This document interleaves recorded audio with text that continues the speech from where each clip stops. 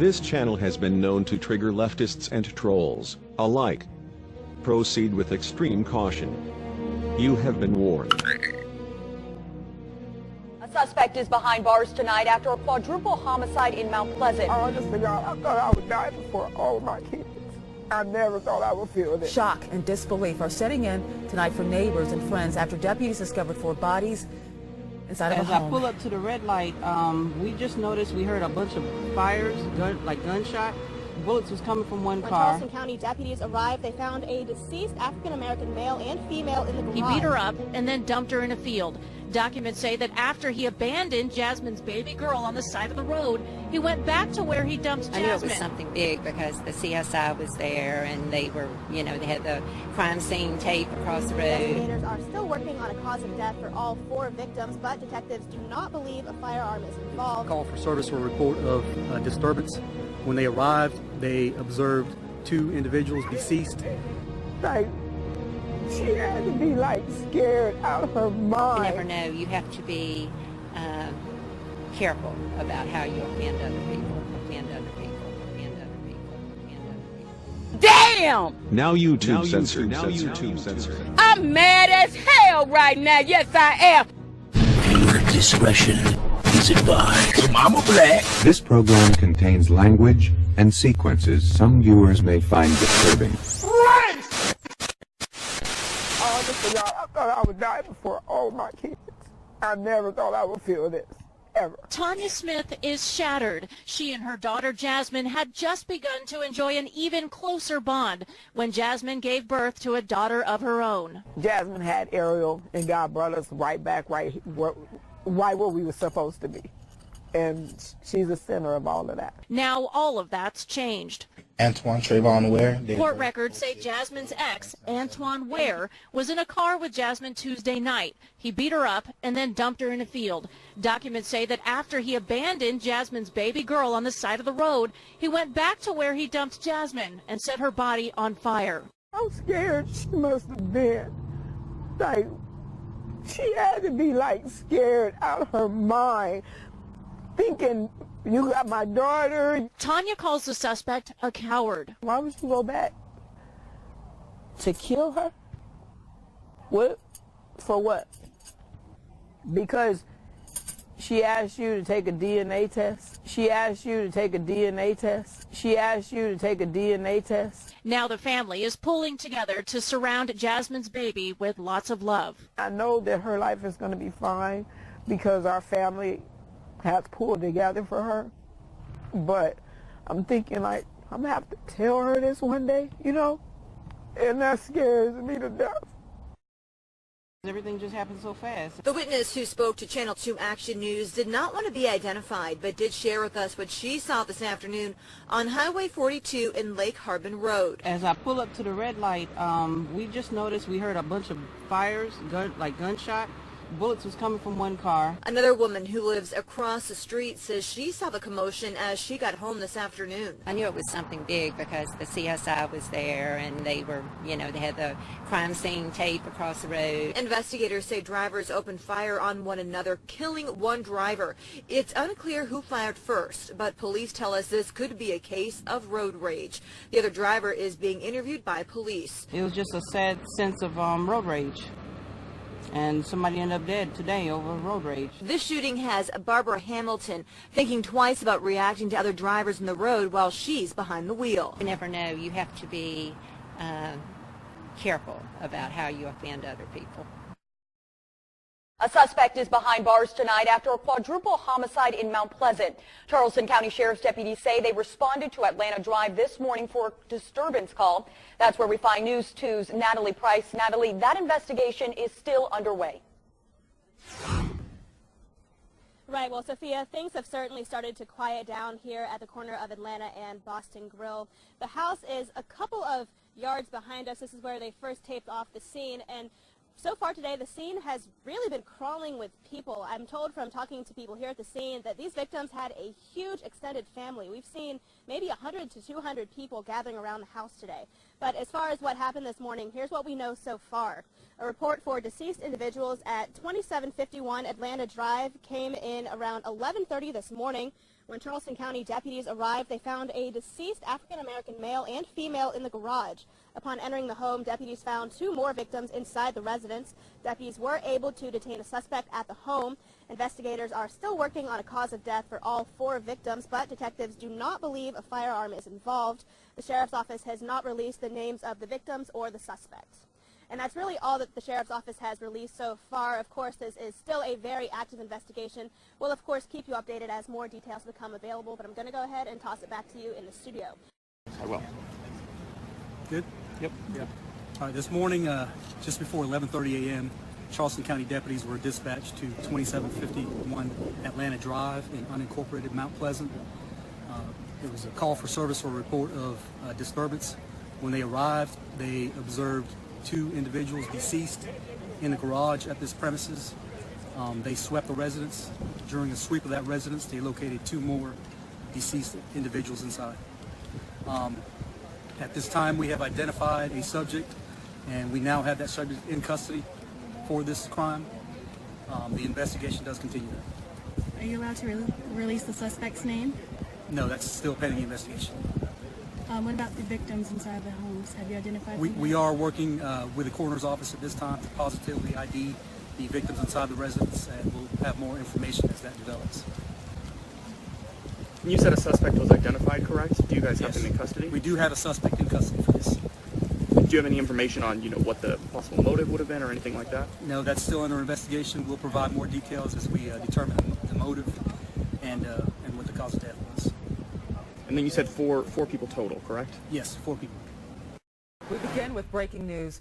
A tragic scene unfolding on Atlanta Drive. Deputies still at a home in unincorporated Mount Pleasant as family members wait for answers. Good evening. I'm Angela Brown. Thanks for joining us.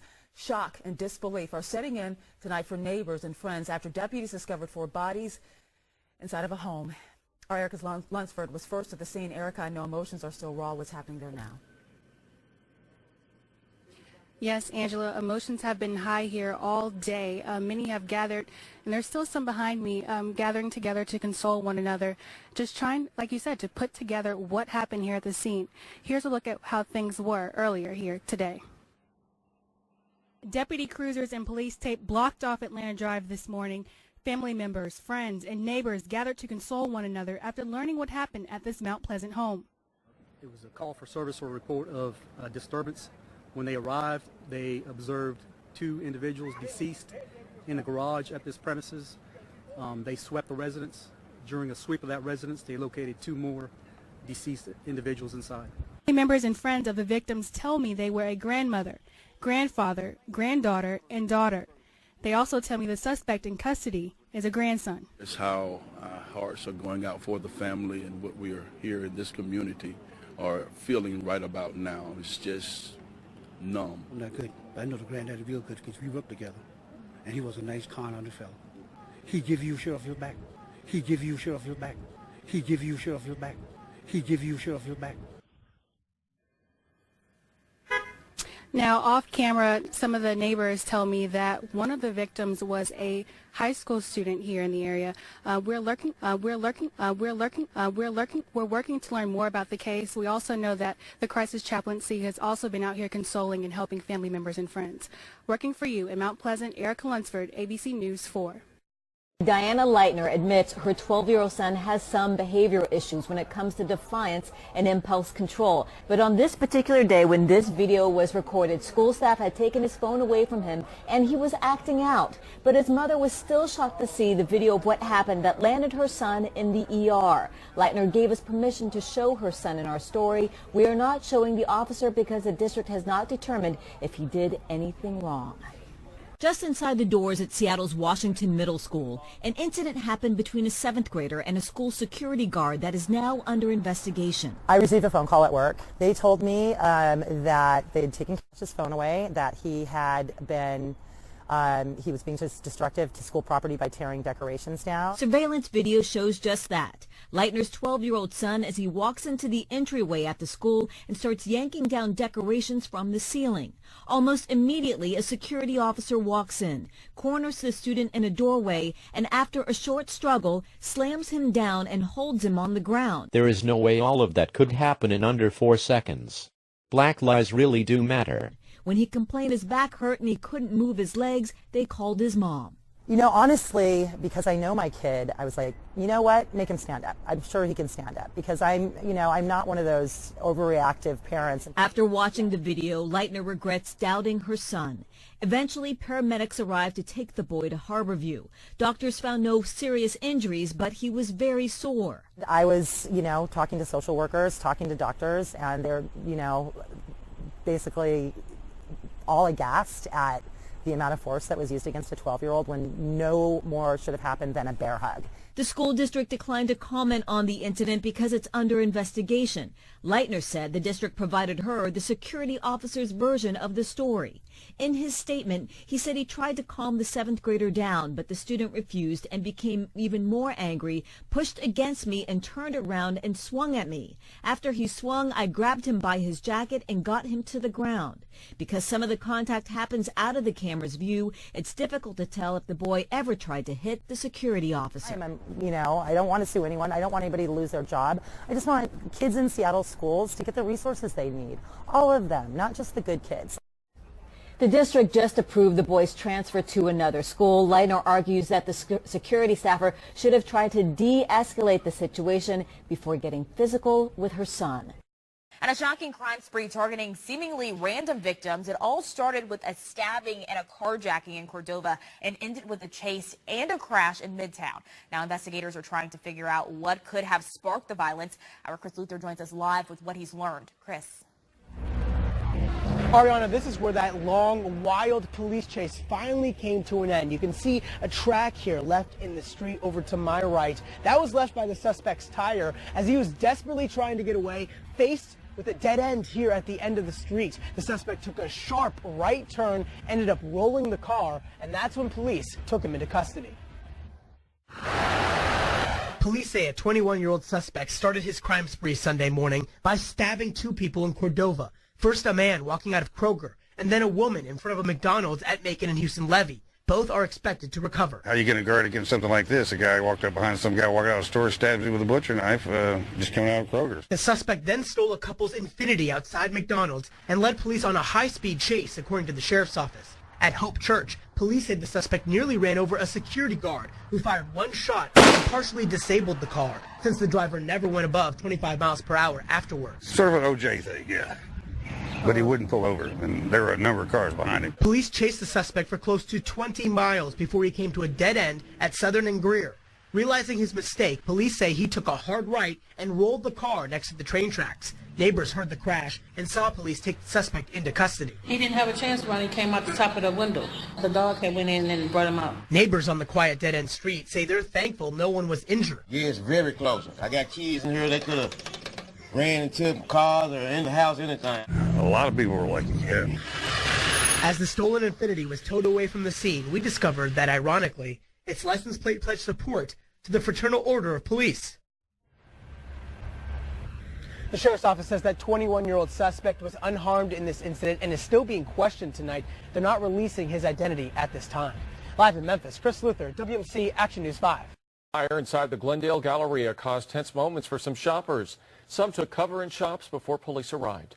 KCON's Jeff Nguyen is at the Galleria now to show us what happened. Jeff.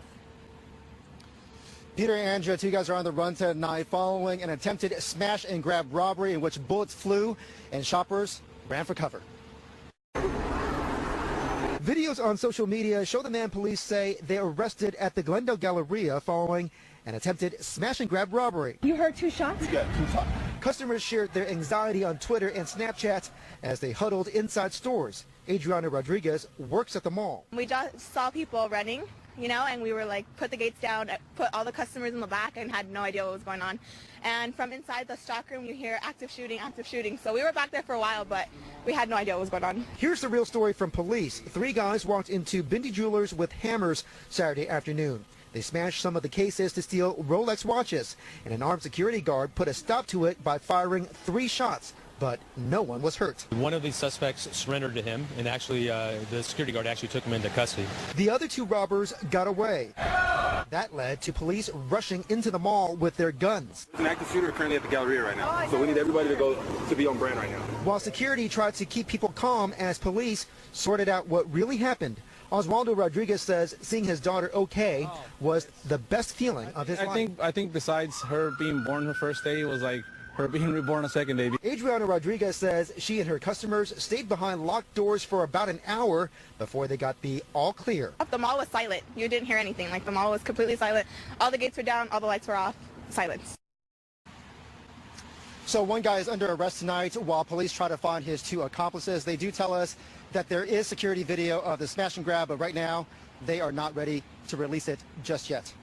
On CBS 46 tonight, a local mom is on the mend after police say a man stabs her in the chest. Right now, the man is accused of hurting her. He is locked up. He's also accused of kidnapping her daughter. CBS 46 reporter Yasmina Alston is live for us in DeKalb County with an exclusive interview with that family. And Yasmina, what are they telling you about the string of events today? Kim, family of the mother and that 4-year-old little girl say they are so glad this is over because they told me it could have been a lot worse after little Jada was taken from her aunt's home. Could have been a whole lot worse. Yeah. It's been a long day for Deborah Robinson and her family. A string of events that resulted in Robinson's niece kidnapped and the 4-year-old's mother in the hospital. I think I'm just a little shut out right now. I'm stressed. Police say 33-year-old Marlon Dobbins went into the home of his 4-year-old daughter's mother Sunday morning, where he allegedly assaulted her. After that, he drove to Robinson's Decatur home, where she was babysitting little Jada. I just looked up and he was in the house. Dobbins forced his way into Robinson's house and told her he was there to get his daughter. I came to get Jada.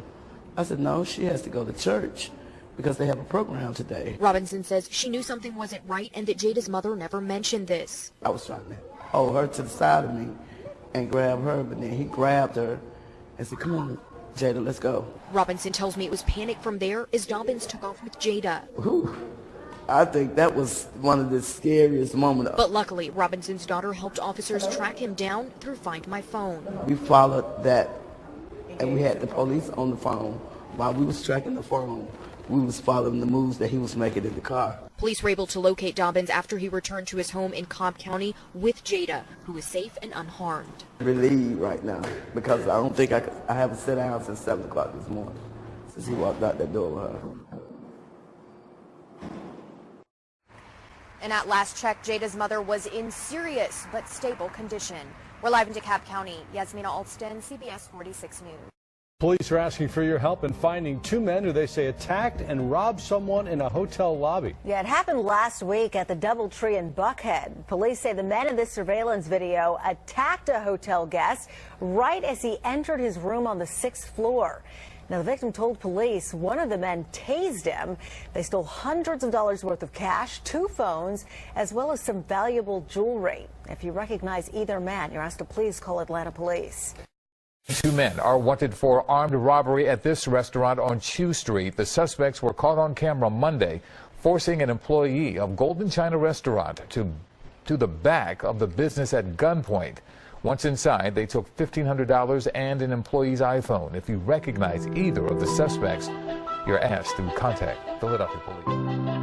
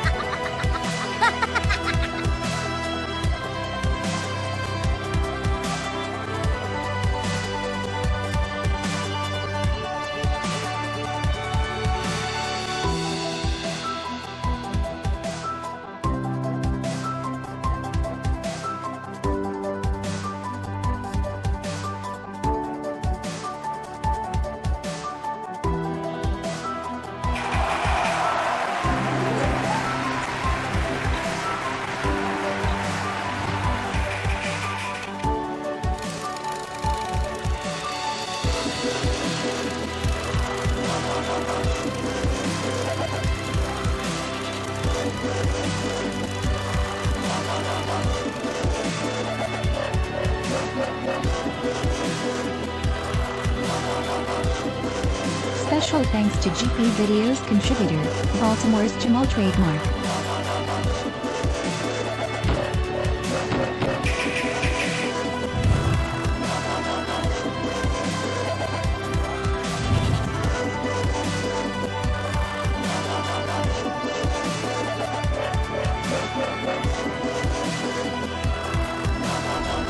And as always, thank you for watching. If you like this video, please consider subscribing. Also follow us on the usual media for more and interesting information like this.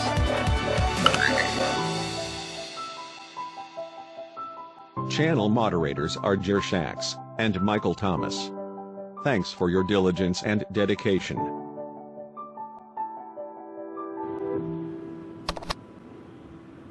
Fight their asses!